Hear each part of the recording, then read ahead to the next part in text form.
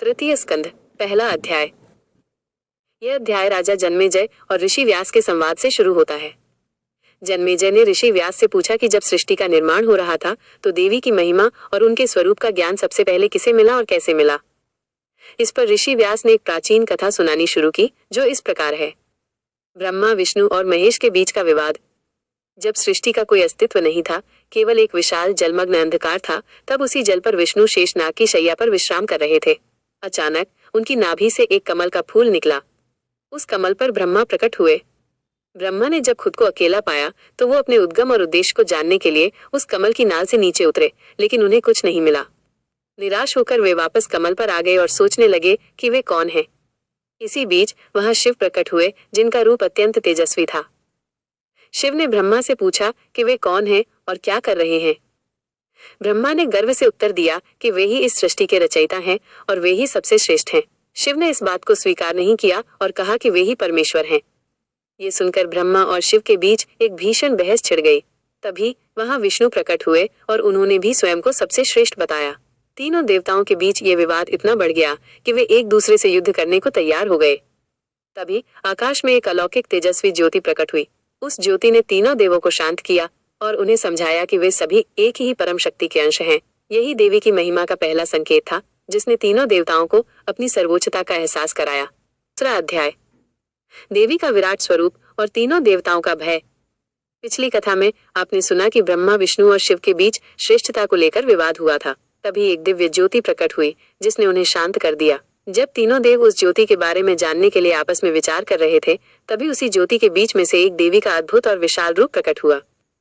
देवी के उस रूप को देखकर तीनों देव आश्चर्यचकित रह गए। देवी का यह स्वरूप इतना तेजस्वी और भयानक था कि ब्रह्मा, विष्णु और शिव भयभीत होकर उनके सामने हाथ जोड़कर खड़े हो गए। देवी का रूप इतना विशाल था कि वो पूरे ब्रह्मांड में फैल गया था। उनके सिर पर मुकुट था, उनके हाथ में कई शस्त्र थे और उनके शरीर से निकलने वाली आभा से पूरा वातावरण प्रकाशित हो रहा था। देवी ने अपनी वाणी से तीनों देवों को संबोधित किया। उनकी वाणी बहुत गंभीर और शक्तिशाली थी, जिसने देवों को अपनी लघुता का एहसास कराया। देवी ने उनसे कहा कि वे इस सृष्टि के परम सत्य को नहीं जानते और अहंकार के कारण आपस में लड़ रहे हैं। उन्होंने यह भी बताया कि वे ही इस सृष्टि की मूल शक्ति हैं और वे ही इन तीनों देवों की भी माता हैं। ये सुनकर ब्रह्मा, विष्णु और शिव को अपनी गलती का एहसास हुआ। वे समझ गए कि वे तीनों एक ही परम सत्ता के अलग अलग रूप हैं। अध्याय, देवी का ज्ञान और उनकी उत्पत्ति का रहस्य। जब तीनों देवता ब्रह्मा, विष्णु और शिव देवी के विराट रूप को देखकर भयभीत हो गए तो देवी ने उन्हें अपने पास बुलाया। उन्होंने उन्हें शांत किया और कहा, मेरे पुत्रों, घबराओ नहीं, तुम सभी मेरी ही शक्तियां हो। देवी ने एक अद्भुत, सौम्य और मनमोहक रूप धारण किया। उनका ये रूप इतना शांत था कि देवों के मन से सारा भय दूर हो गया। देवी ने उन्हें अपने साथ अपने निवास स्थान मणिद्वीप ले जाने का प्रस्ताव दिया। मणिद्वीप एक ऐसा स्थान था जहाँ चारों तरफ अलौकिक सौंदर्य और शांति थी। वहां पहुंचकर देवी ने एक सिंहासन पर बैठकर तीनों देवों को सृष्टि की रचना और उनके कर्तव्यों के बारे में समझाना शुरू किया। देवी ने कहा, मैंने तुम तीनों को 3 अलग अलग कार्य सौंपे हैं। देवी ने ब्रह्मा से कहा, तुम सृष्टि के निर्माता होगे, तुम जीवन का निर्माण करोगे और इसलिए तुम्हारा नाम ब्रह्मा होगा। तुम्हें रजोगुण, सृष्टि का गुण का स्वामी बनाया गया है। तू विष्णु। उन्होंने विष्णु से कहा, तुम सृष्टि का पालन करोगे, उसकी रक्षा करोगे। तुम ही मेरे सत्वगुण, पालन का गुण के अंश हो। तुम्हें सृष्टि की व्यवस्था बनाए रखने का काम सौंपा गया है। अंत में उन्होंने शिव से कहा, तुम सृष्टि का संहार करोगे। जब भी सृष्टि में संतुलन बिगड़ेगा तो तुम ही उसे नष्ट करके फिर से नई रचना का मार्ग प्रशस्त करोगे। तुम ही मेरे तमोगुण, संहार का गुण के प्रतीक हो। इसके बाद देवी ने उन्हें बताया कि ये तीनों गुण, रजोगुण, सत्वगुण, तमोगुण, उनके ही स्वरूप हैं और ये तीनों एक दूसरे के बिना अधूरे हैं। उन्होंने ये भी समझाया कि समय समय पर जब भी धर्म की हानि होगी, वे खुद भी विभिन्न रूपों में प्रकट होंगी, जैसे कि लक्ष्मी, सरस्वती और पार्वती। यह सुनकर ब्रह्मा, विष्णु और शिव को अपने अहंकार पर बहुत पश्चाताप हुआ। उन्हें अपनी गलती का एहसास हो गया था कि वे सभी एक ही परम शक्ति के अंश हैं। चौथा अध्याय, देवी का विराट रूप और देवताओं की स्तुति। तीसरे अध्याय में देवी ने ब्रह्मा, विष्णु और शिव को अपने निवास स्थान मणिद्वीप में ज्ञान दिया था। ज्ञान प्राप्त करने के बाद तीनों देवों ने देवी से प्रार्थना की कि वे उन्हें अपना सबसे शक्तिशाली, परम और भव्य रूप दिखाएं ताकि वे पूरी तरह से उनकी महिमा को समझ सकें। उनकी प्रार्थना सुनकर देवी ने एक बार फिर से अपना विराट रूप धारण किया। ये रूप इतना विशाल था कि तीनों देवों की आंखें चौंधिया गईं। देवी के उस रूप के एक एक अंग में करोड़ों ब्रह्मांड समाये हुए थे। उनके मुख से अनगिनत ग्रह नक्षत्र बाहर निकल रहे थे और वापस उनके भीतर जा रहे थे। उनके बाल बादल जैसे थे और उनकी आंखें सूर्य और चंद्रमा जैसी थीं। उनके एक हाथ में ब्रह्मांड था और दूसरे हाथ में समय का चक्र घूम रहा था। ब्रह्मा ने देखा कि सृष्टि की रचना कैसे उनके हाथों में हो रही थी। विष्णु ने देखा कि कैसे वो हर प्राणी का पालन कर रही थी और शिव ने देखा कि कैसे वो सृष्टि का संहार करके पुनर्जन्म का मार्ग प्रशस्त कर रही थी। इस विराट रूप को देखकर तीनों देवों ने महसूस किया कि वे केवल एक बहुत छोटी शक्ति हैं, जबकि देवी ही एकमात्र परम सत्य हैं। भय और भक्ति से भरे हुए तीनों ने देवी की स्तुति करना शुरू कर दिया। उनकी स्तुति में हर शब्द प्रेम, सम्मान और समर्पण से भरा हुआ था। उन्होंने देवी की महिमा का वर्णन किया और अपनी अज्ञानता के लिए क्षमा मांगी। उनकी स्तुति सुनकर देवी अत्यंत प्रसन्न हुई। उन्होंने तीनों देवताओं को वरदान दिया और उन्हें वापस उनके कार्यों पर लौटा दिया। इस अध्याय में देवी की सर्वशक्तिमानता और उनकी सर्वोच्चता का गहरा वर्णन है, जो ये बताता है कि वे ही इस ब्रह्मांड की एकमात्र अधिष्ठात्री देवी हैं। 5वां अध्याय, देवी का वरदान और उनकी शक्ति का बंटवारा। जब देवी तीनों देवों की स्तुति से प्रसन्न हुई तो उन्होंने उन्हें वापस अपने सौम्य रूप में दर्शन दिए। फिर उन्होंने ब्रह्मा, विष्णु और शिव को अपने कार्य क्षेत्र में वापस जाने को कहा और उन्हें कुछ विशेष शक्तियां दी। सबसे पहले देवी ने ब्रह्मा को सरस्वती के रूप में ज्ञान और कला की शक्ति दी। उन्होंने ब्रह्मा से कहा कि सरस्वती हमेशा उनके साथ रहेंगी और उन्हें सृष्टि के निर्माण में मदद करेंगी। सरस्वती के बिना ब्रह्मा कोई भी रचना नहीं कर पाएंगे। इसके बाद देवी ने विष्णु को लक्ष्मी के रूप में धन और समृद्धि की शक्ति दी। उन्होंने कहा कि लक्ष्मी हमेशा उनके साथ रहेंगी और सृष्टि का पालन पोषण करने में उनकी मदद करेंगी। लक्ष्मी के बिना विष्णु इस ब्रह्मांड को बनाए नहीं रख सकते थे। अंत में देवी ने शिव को पार्वती या सती के रूप में शक्ति दी। उन्होंने शिव से कहा कि पार्वती हमेशा उनके साथ रहेंगी और उन्हें सृष्टि के संहार और पुनर्जन्म के चक्र में मदद करेंगी। पार्वती के बिना शिव का अस्तित्व अधूरा था। इस तरह देवी ने अपनी 3 प्रमुख शक्तियों को 3 अलग अलग रूपों में तीनों देवताओं को सौंप दिया। ये दर्शाता है कि तीनों देवों का अस्तित्व और उनकी शक्ति देवी के ही अंश हैं। इसके बाद देवी ने उनसे कहा कि वे कभी भी आपस में श्रेष्ठता को लेकर न लड़े, क्योंकि वे सभी एक ही परम शक्ति के सेवक हैं। ये कहकर देवी ने तीनों देवों को विदा किया और वे अपने अपने कार्यों में लग गए। सृष्टि की रचना और ब्रह्मा की दुविधा। देवी से शक्तियां प्राप्त करने के बाद ब्रह्मा अपने लोक में वापस लौटे और सृष्टि की रचना शुरू कर दी। उन्होंने सबसे पहले मानसिक रूप से कई प्रजापतियों, सृष्टि के निर्माता की रचना की। फिर उन्होंने मनुष्यों, देवों, दानवों और अन्य जीवों का निर्माण किया। परंतु ब्रह्मा को एक समस्या का सामना करना पड़ा। वे जितनी भी सृष्टि रचते वह जल्दी ही नष्ट हो जाती। इससे उन्हें बहुत निराशा हुई। वे समझ नहीं पा रहे थे कि ऐसा क्यों हो रहा है। तभी उन्हें देवी के दिए गए ज्ञान का स्मरण हुआ। उन्हें याद आया कि सृष्टि को बनाए रखने के लिए केवल रचना ही काफी नहीं है, बल्कि उसमें निरंतरता और गति भी होनी चाहिए। ये सोचकर ब्रह्मा ने देवी की घोर तपस्या शुरू की। उनकी तपस्या से प्रसन्न होकर देवी ने उन्हें एक और शक्ति प्रदान की, गायत्री देवी के रूप में। गायत्री देवी को वेदों की जननी माना जाता है। देवी ने ब्रह्मा को आशीर्वाद दिया कि अब वे सृष्टि को सही ढंग से चला पाएंगे। इस अध्याय में ये बताया गया है कि कैसे सृष्टि की शुरुआत हुई और ब्रह्मा ने किस तरह अपनी रचना को सही दिशा देने के लिए देवी की सहायता ली। अध्याय, विष्णु का पालन और उनका मोह। ब्रह्मा के बाद कहानी विष्णु पर केंद्रित होती है। विष्णु ने देवी से प्राप्त लक्ष्मी और अपने सत्व गुण के साथ सृष्टि का पालन शुरू किया। वे हर प्राणी की रक्षा करने लगे, उसे जीवन देने लगे और उसके दुख सुख का ध्यान रखने लगे। समय के साथ विष्णु को अपनी इस भूमिका पर बहुत गर्व महसूस होने लगा। उन्हें लगा कि वे ही इस पूरी सृष्टि के पालन करता है और उनके बिना कुछ भी संभव नहीं है। यह अहंकार उनके मन में पनपने लगा। जब देवी ने विष्णु के मन में ये भाव देखा तो वे चिंतित हुई। उन्होंने सोचा कि अगर विष्णु में अहंकार आ गया तो वे अपनी भूमिका सही ढंग से नहीं निभा पाएंगे। देवी ने विष्णु के मन से मोह और अहंकार को दूर करने के लिए एक मायावी लीला रची। यह अध्याय बताता है कि कैसे देवी ने अपने भक्तों के मन से अहंकार को दूर करने के लिए लीलाएं रची, ताकि वे अपने कर्तव्य से विमुख न हो। 8वां अध्याय, विष्णु का तप और देवी का आशीर्वाद। जब विष्णु ने अपने मन में अहंकार को बढ़ते हुए महसूस किया तो उन्हें भी अपनी गलती का एहसास हुआ। वे समझ गए कि ये मोह उनके कर्तव्य में बाधा डाल रहा है। उन्होंने भी ब्रह्मा की तरह देवी की तपस्या करने का निर्णय लिया। विष्णु ने हजारों वर्षों तक कठिन तपस्या की। उनकी तपस्या से देवी प्रसन्न हुई और उन्हें दर्शन दिए। देवी ने विष्णु से कहा, मेरे पुत्र, तुमने अपनी गलती को महसूस कर लिया है। यही सच्चे ज्ञान की निशानी है। देवी ने विष्णु को आशीर्वाद दिया और उन्हें बताया कि जब भी सृष्टि पर संकट आएगा तो वे विभिन्न रूपों में अवतार लेकर धर्म की रक्षा करेंगे। इसी संदर्भ में देवी ने उन्हें दशावतार, मत्स्य, कूर्म, वराह आदि की भी प्रेरणा दी। उन्होंने विष्णु को समझाया कि ये सभी अवतार उनकी ही शक्ति से संभव होंगे।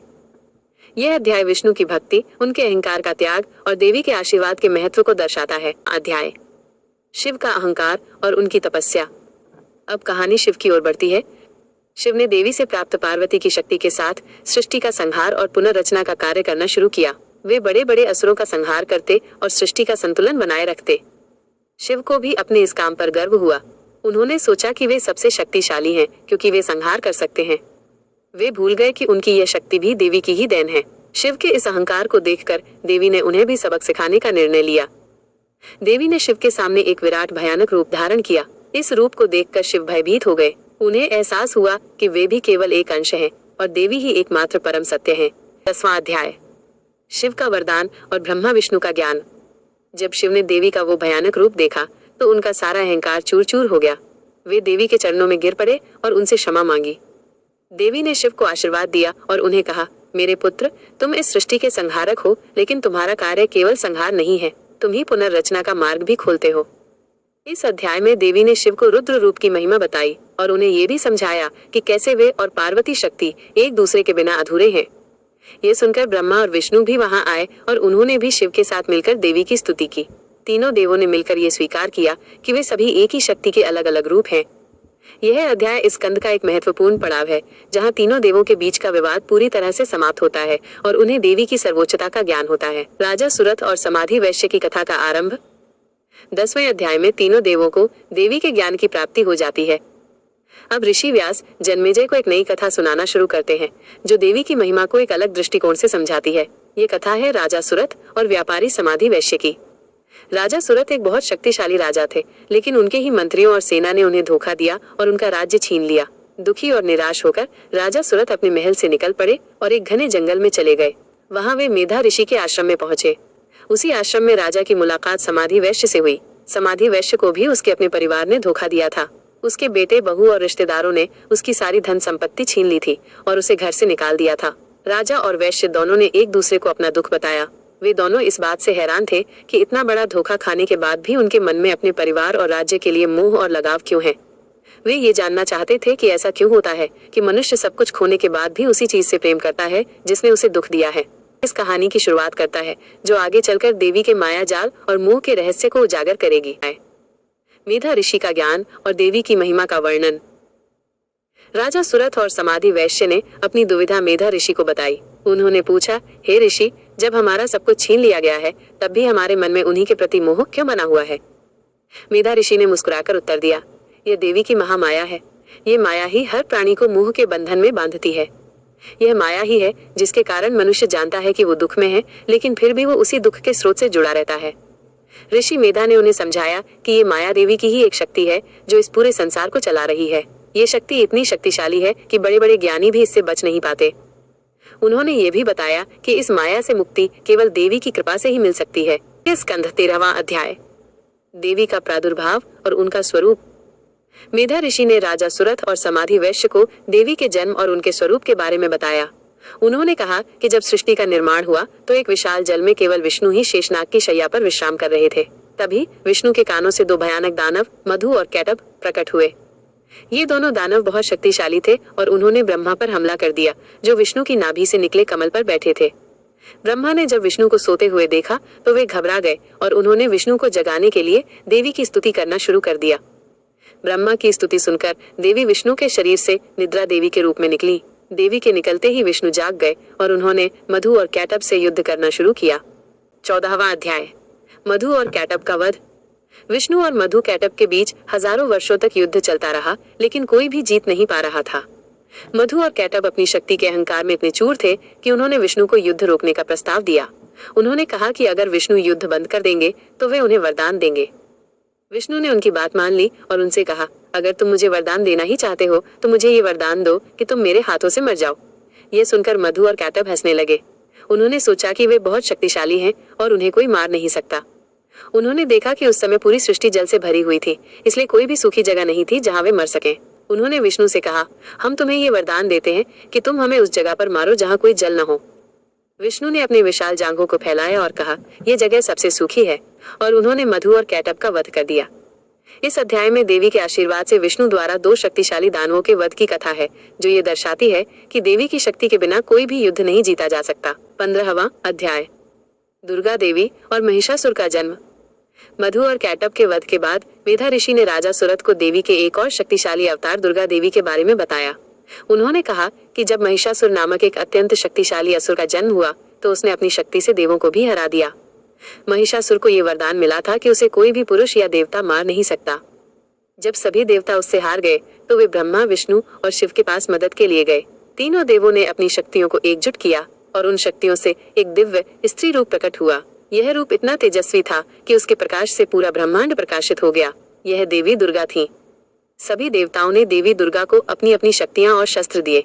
शिव ने अपना त्रिशूल दिया, विष्णु ने अपना चक्र दिया और अन्य देवताओं ने भी अपने अपने अस्त्र शस्त्र दिए। इस तरह देवी दुर्गा सभी देवताओं की संयुक्त शक्ति का रूप थी। यह अध्याय देवी के महिषासुर मर्दिनी रूप की कहानी की शुरुआत करता है, जो ये बताता है कि केवल एक स्त्री ही महिषासुर को हरा सकती थी। 11वां अध्याय, राजा सुरथ और समाधि वैश्य की कथा का आरंभ। 10वें अध्याय में तीनों देवों को देवी के ज्ञान की प्राप्ति हो जाती है। अब ऋषि व्यास जन्मेजय को एक नई कथा सुनाना शुरू करते हैं, जो देवी की महिमा को एक अलग दृष्टिकोण से समझाती है। ये कथा है राजा सुरथ और व्यापारी समाधि वैश्य की। राजा सुरथ एक बहुत शक्तिशाली राजा थे, लेकिन उनके ही मंत्रियों और सेना ने उन्हें धोखा दिया और उनका राज्य छीन लिया। दुखी और निराश होकर राजा सुरथ अपने महल से निकल पड़े और एक घने जंगल में चले गए। वहां वे मेधा ऋषि के आश्रम में पहुंचे। उसी आश्रम में राजा की मुलाकात समाधि वैश्य से हुई। समाधि वैश्य को भी उसके अपने परिवार ने धोखा दिया था। उसके बेटे, बहू और रिश्तेदारों ने उसकी सारी धन संपत्ति छीन ली थी और उसे घर से निकाल दिया था।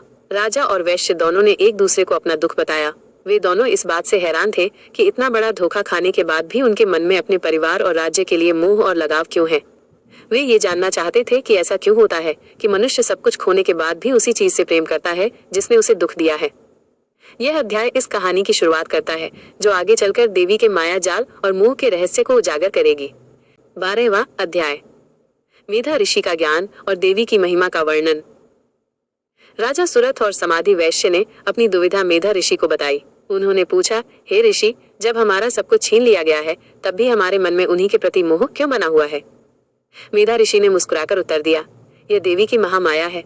ये माया ही हर प्राणी को मोह के बंधन में बांधती है। यह माया ही है जिसके कारण मनुष्य जानता है कि वो दुख में है, लेकिन फिर भी वो उसी दुख के स्रोत से जुड़ा रहता है। ऋषि मेधा ने उन्हें समझाया कि ये माया देवी की ही एक शक्ति है जो इस पूरे संसार को चला रही है। ये शक्ति इतनी शक्तिशाली है कि बड़े बड़े ज्ञानी भी इससे बच नहीं पाते। उन्होंने ये भी बताया कि इस माया से मुक्ति केवल देवी की कृपा से ही मिल सकती है। इस अध्याय में मेधा ऋषि ने देवी की महिमा का विस्तार से वर्णन किया और उन्हें बताया कि देवी ही इस सृष्टि की मूल कारण है। देवी का प्रादुर्भाव और उनका स्वरूप। मेधा ऋषि ने राजा सुरथ और समाधि वैश्य को देवी के जन्म और उनके स्वरूप के बारे में बताया। उन्होंने कहा कि जब सृष्टि का निर्माण हुआ तो एक विशाल जल में केवल विष्णु ही शेषनाग की शैया पर विश्राम कर रहे थे। तभी विष्णु के कानों से 2 भयानक दानव मधु और कैटब प्रकट हुए। ये दोनों दानव बहुत शक्तिशाली थे और उन्होंने ब्रह्मा पर हमला कर दिया, जो विष्णु की नाभि से निकले कमल पर बैठे थे। ब्रह्मा ने जब विष्णु को सोते हुए देखा तो वे घबरा गए और उन्होंने विष्णु को जगाने के लिए देवी की स्तुति करना शुरू कर दिया। ब्रह्मा की स्तुति सुनकर देवी विष्णु के शरीर से निद्रा देवी के रूप में निकली। देवी के निकलते ही विष्णु जाग गए और उन्होंने मधु और कैटब से युद्ध करना शुरू किया। 14वां अध्याय, मधु और कैटब का वध। विष्णु और मधु कैटब के बीच हजारों वर्षों तक युद्ध चलता रहा, लेकिन कोई भी जीत नहीं पा रहा था। मधु और कैटब अपनी शक्ति के अहंकार में इतने चूर थे कि उन्होंने विष्णु को युद्ध रोकने का प्रस्ताव दिया। उन्होंने कहा कि अगर विष्णु युद्ध बंद कर देंगे तो वे उन्हें वरदान देंगे। विष्णु ने उनकी बात मान ली और उनसे कहा, अगर तुम मुझे वरदान देना ही चाहते हो तो मुझे ये वरदान दो कि तुम मेरे हाथों से मर जाओ। ये सुनकर मधु और कैटब हंसने लगे। उन्होंने सोचा कि वे बहुत शक्तिशाली हैं और उन्हें कोई मार नहीं सकता। उन्होंने देखा कि उस समय पूरी सृष्टि जल से भरी हुई थी, इसलिए कोई भी सूखी जगह नहीं थी जहाँ वे मर सके। उन्होंने विष्णु से कहा, हम तुम्हें ये वरदान देते हैं कि तुम हमें उस जगह पर मारो जहाँ कोई जल न हो। विष्णु ने अपने विशाल जांघों को फैलाया और कहा, यह जगह सबसे सूखी है, और उन्होंने मधु और कैटब का वध कर दिया। 15वां अध्याय, दुर्गा देवी और महिषासुर का जन्म। मधु और कैटब के वध के बाद मेधा ऋषि ने राजा सुरथ को देवी के एक और शक्तिशाली अवतार दुर्गा देवी के बारे में बताया। उन्होंने कहा कि जब महिषासुर नामक एक अत्यंत शक्तिशाली असुर का जन्म हुआ तो उसने अपनी शक्ति से देवों को भी हरा दिया। महिषासुर को ये वरदान मिला था कि उसे कोई भी पुरुष या देवता मार नहीं सकता। जब सभी देवता उससे हार गए तो वे ब्रह्मा, विष्णु और शिव के पास मदद के लिए गए।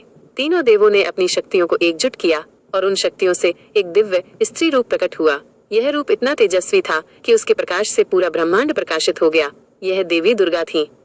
सभी देवताओं ने देवी दुर्गा को अपनी अपनी शक्तियां और शस्त्र दिए। शिव ने अपना त्रिशूल दिया, विष्णु ने अपना चक्र दिया और अन्य देवताओं ने भी अपने अपने अस्त्र शस्त्र दिए। इस तरह देवी दुर्गा सभी देवताओं की संयुक्त शक्ति का रूप थी। अध्याय महिषासुर और देवी के बीच भीषण युद्ध। जब महिषासुर ने देवी दुर्गा के अद्भुत और तेजस्वी रूप को देखा तो वो हंसने लगा। उसने सोचा कि ये स्त्री उसका क्या बिगाड़ पाएगी। महिषासुर ने अपनी विशाल सेना को देवी से युद्ध करने का आदेश दिया। देवी दुर्गा ने अपनी सवारी सिंह पर बैठकर महिषासुर की सेना का सामना किया। देवी के एक ही गर्जन से महिषासुर की आधी सेना थर थर कांपने लगी।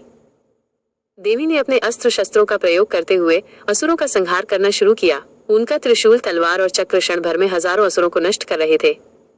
इस अध्याय में देवी और महिषासुर की सेना के बीच हुए भयंकर युद्ध का विस्तृत वर्णन है, जो ये दर्शाता है कि देवी कितनी शक्तिशाली है।